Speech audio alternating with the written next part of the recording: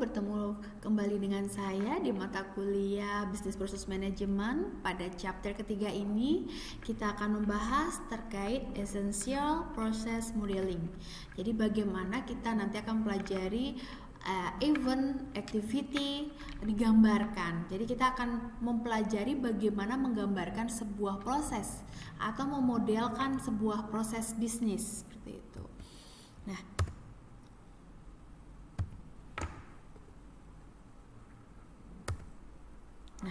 ini model proses bisnis penting di berbagai tahapan siklus bisnis proses manajemen ya. Sebelum mulai memodelkan suatu proses, penting untuk memahami mengapa kita memodelkannya. Nah, model yang diproduksi akan terlihat sangat berbeda, itu bergantung pada tujuannya. Ada banyak alasan kita untuk memodelkan suatu proses. Yang pertama adalah memahami proses dan berbagi pemahaman kita tentang proses dengan orang-orang yang terlibat di dalamnya. Ya memang sih proses partisipan biasanya melakukan aktivitas yang cukup khusus dalam proses yang biasanya sangat rumit. Nah, oleh karena itu model proses ini membantu kita memahami proses untuk kemudian kita identifikasi sehingga kita bisa melihat potensi-potensi masalah dan meminimalisir masalah tersebut. Nah, jadi dengan adanya kita memodelkan ini, maka akan semakin mudah kita melakukan desain ulang atau membuatnya menjadi otomatis nantinya. Itulah pentingnya kenapa kita memodelkan ya. Karena kalau kita tidak memodelkan, tadi dilihat proses partisipan itu atau yang memiliki proses itu, peserta proses itu pasti dia memiliki aktivitas yang rumit, yang sulit untuk kita lihat secara langsung, kemudian kita pahami. Kalau ada model kan lebih mudah. Dengan adanya model itu, maka kita akan melihat secara garis besar sehingga akan terlihat mana potensi-potensi masalah. Nah, dari situ kita bisa mendesain ulang sehingga masalah itu tidak muncul, atau juga kita bisa mengotomatisasi sebuah proses tersebut.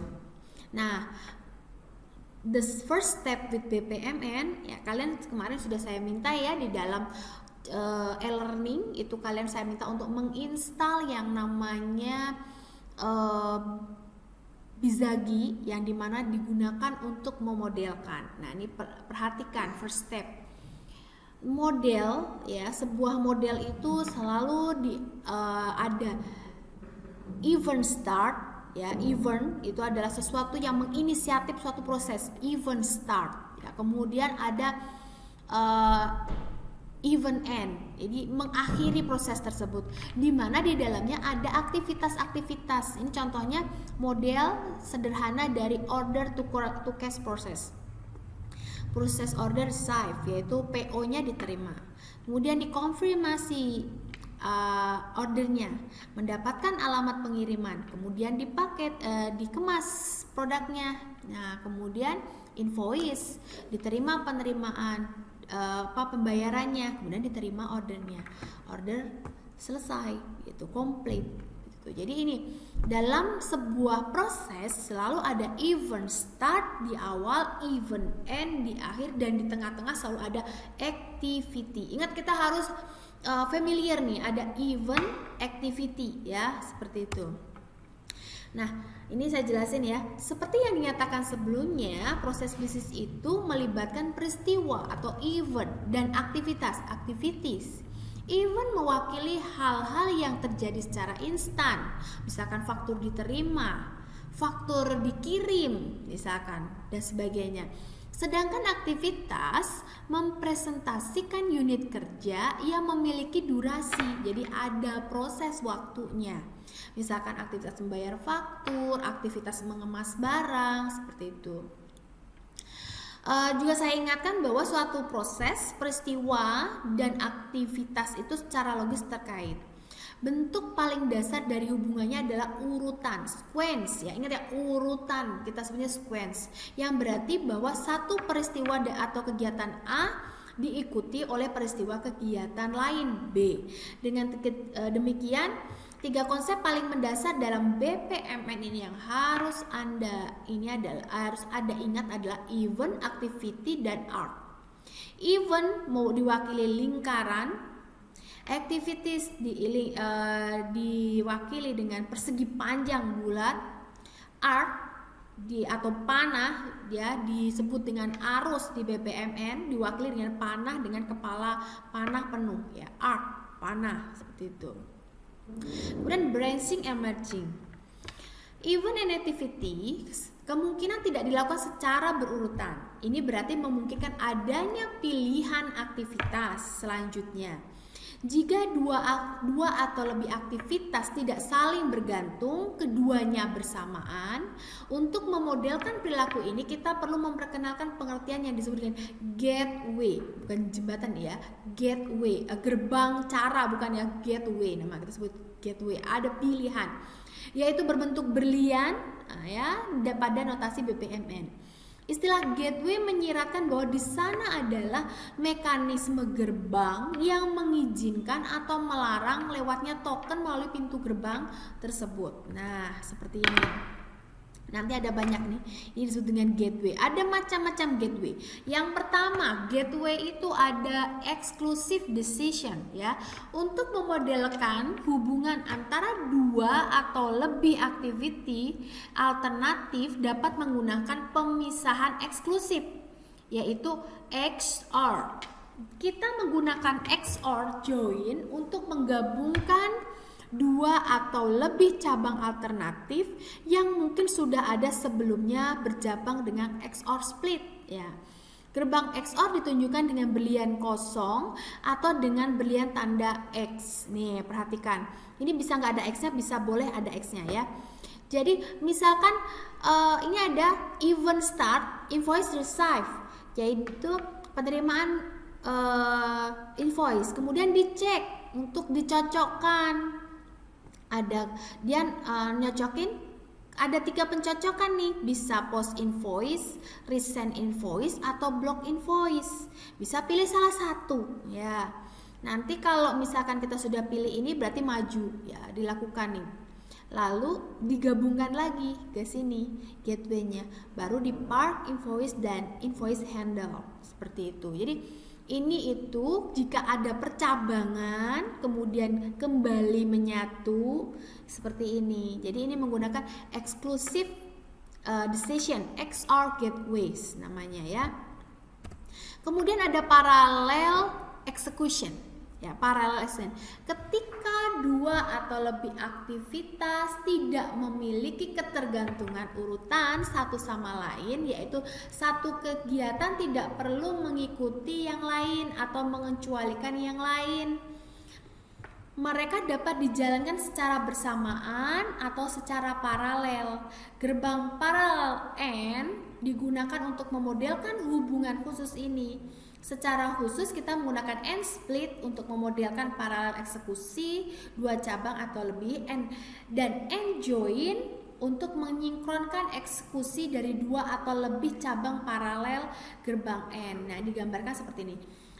Jadi gini, kalau yang di sini disebut split ya, yang tadi saya kembali pada exclusive decision, ini split, ini join ya, dia pertemuan, ini split, ini join. Ya, ini juga sama.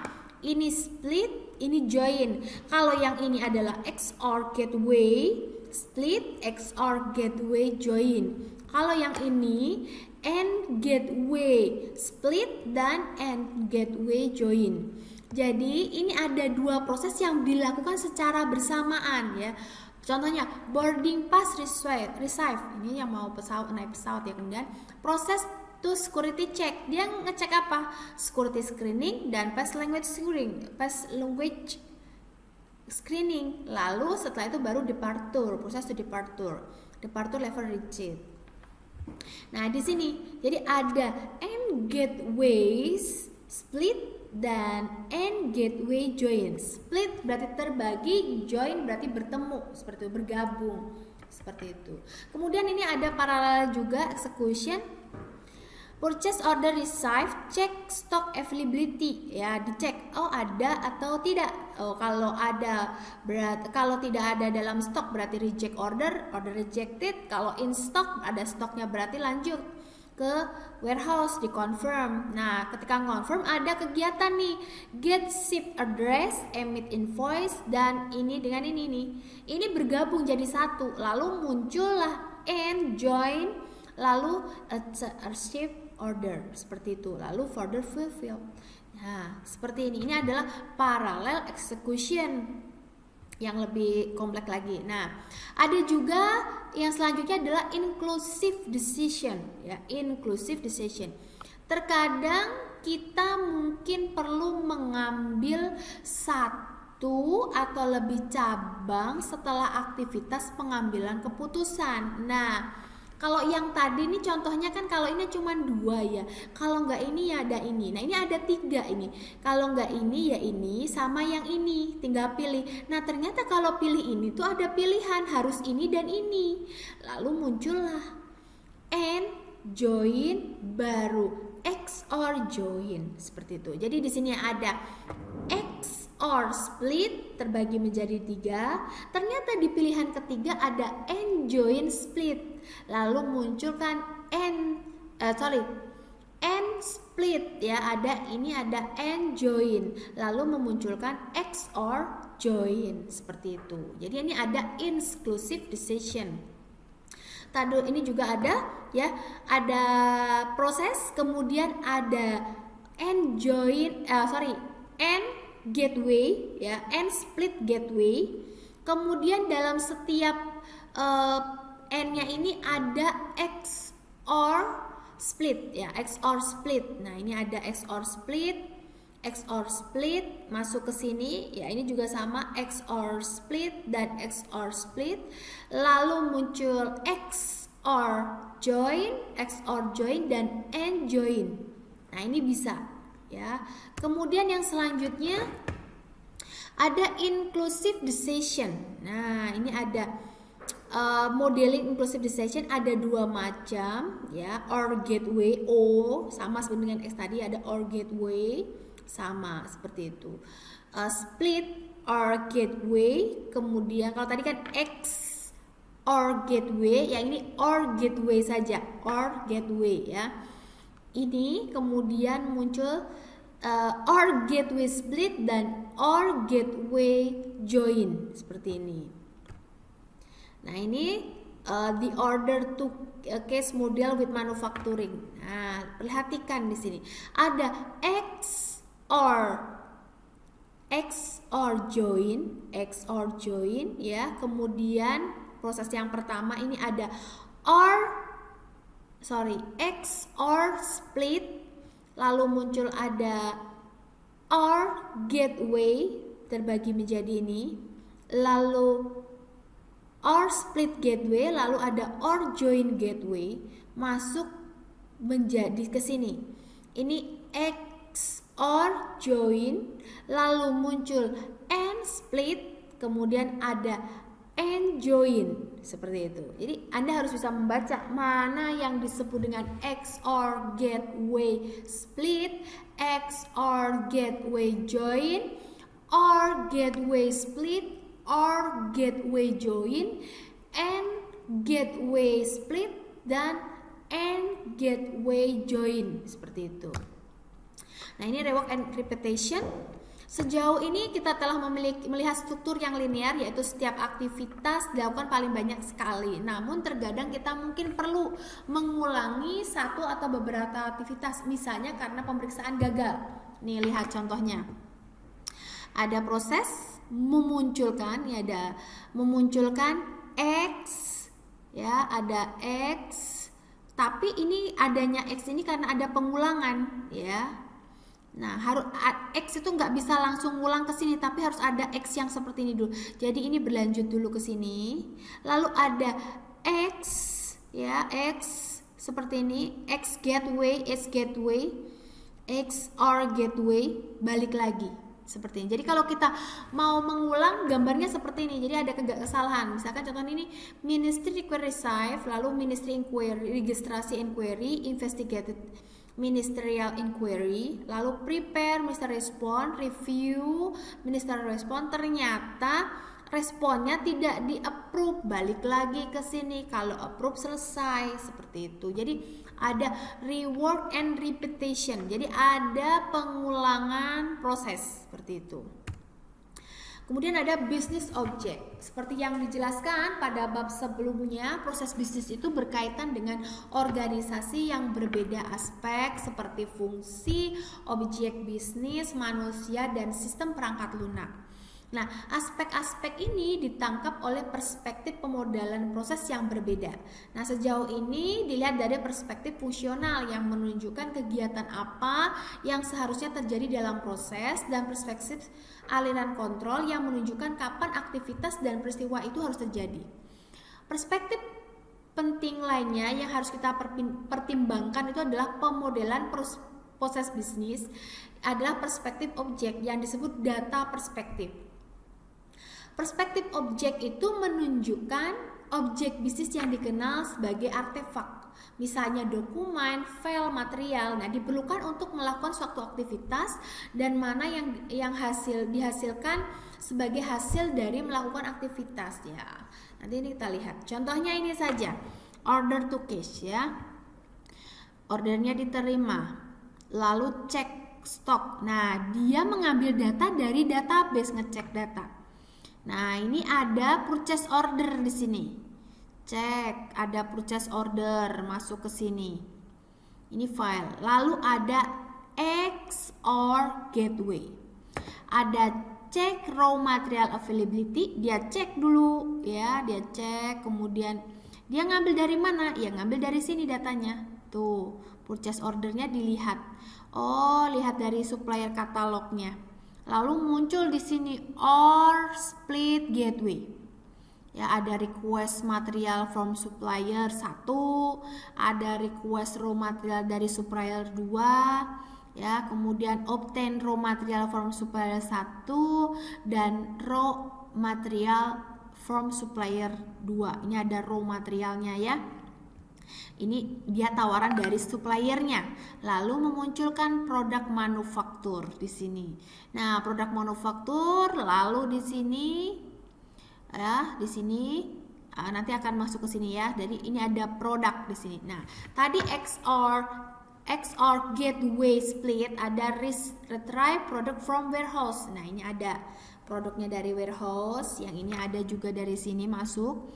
Lalu di confirm ordernya, purchase order, lalu ada gateway and ya, and gateway split, get shipment address, emit invoice. Nah, ini ada shipment address, ada invoice. Kemudian ada ship product, ini also include packaging. Di sini ada receive purchase order confirmed. Di sini ada objek atau file product package, ada produk dan sebagainya. Lalu ada gateway and join. Nah, munculkan di sini ada purchase order DB ya. Di sini ada order selesai. Yang disebut dengan objek yang mana yang ini? Ini adalah file. Ini adalah database seperti itu. Database ini filenya apa saja seperti itu. Yang berbentuk kertas, file gambar, file itu kertas-kertas itu digambarkan seperti ini. Kemudian ada juga ini ada database-nya. Jadi ada database apa yang digunakan di situ. Tuh, database itu tempat penampungan ya. Nah, research. Aspek yang lebih lanjut yang perlu kita pertimbangkan ketika memodelkan proses bisnis adalah perspektif sumber daya. Perspektif ini juga disebut perspektif organisasi yang menunjukkan siapa atau apa yang melakukan aktivitas apa. Sumber daya adalah istilah umum untuk merujuk pada siapapun atau apapun yang terlibat dalam kinerja aktivitas proses. Nah, sumber daya itu dapat berupa proses partisipan, software system, piece of equipment ya.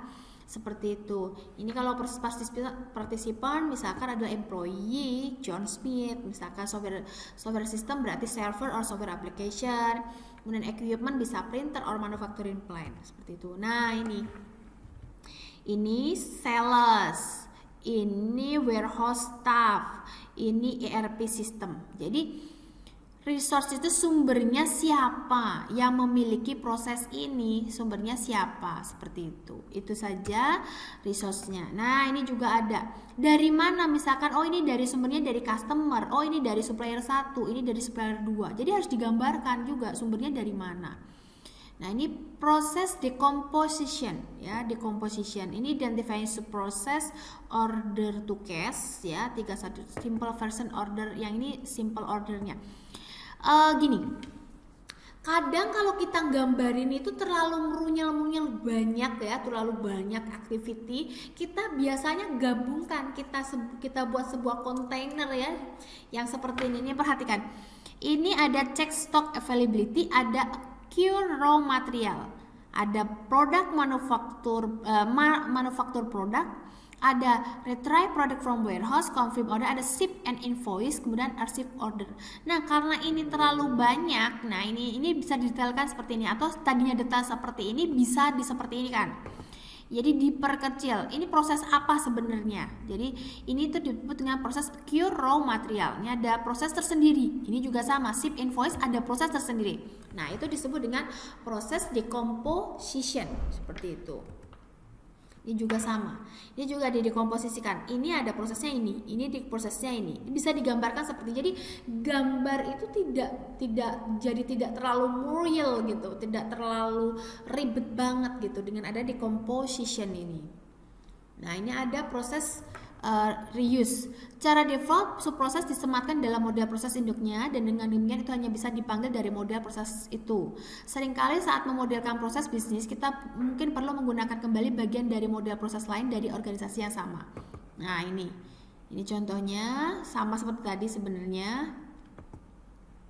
Jadi ada satu proses yang kita gunakan kembali seperti itu. Ini ada seek loan, kemudian ini approve student loan. Jadi ada dua proses sebenarnya. Ada register loan application, register student loan. Ini ada sebenarnya sama, cuman orangnya beda. Ini mahasiswa, ini bukan. Seperti itu. Ya. Jadi dalam pertemuan ini saya ingin Anda memahami ini penggunaan BPMN. Ingat, dalam BPMN itu Anda harus kenal yang namanya start event, activity. Ini pertama event, activity and art. 3 itu. Event itu ada start event, ada end event yang bulat, kemudian ada yang kotak lonjong itu disebut activity, dan tanda panah disebut dengan art. Kemudian dalam setiap penggunaannya itu ada macam-macam. Ada exclusive decision, ada declusive decision yang penggunaan XOR gateway, yang dimana kalau satu bercabang disebut dengan XOR gateway split, kemudian dari cabang-cabang masuk jadi satu disebut XOR join. Ingat, split join, split terbagi, join gabung, seperti itu. Nah, ini ada parallel execution pakai AND gateway split dan AND gateway join. Ya, kemudian ada inclusive ya, inclusive, kemudian ada decision, ada OR gateway. Tadi ada XOR gateway, ada OR gateway, ada OR gateway split, OR gateway join. Ingat itu.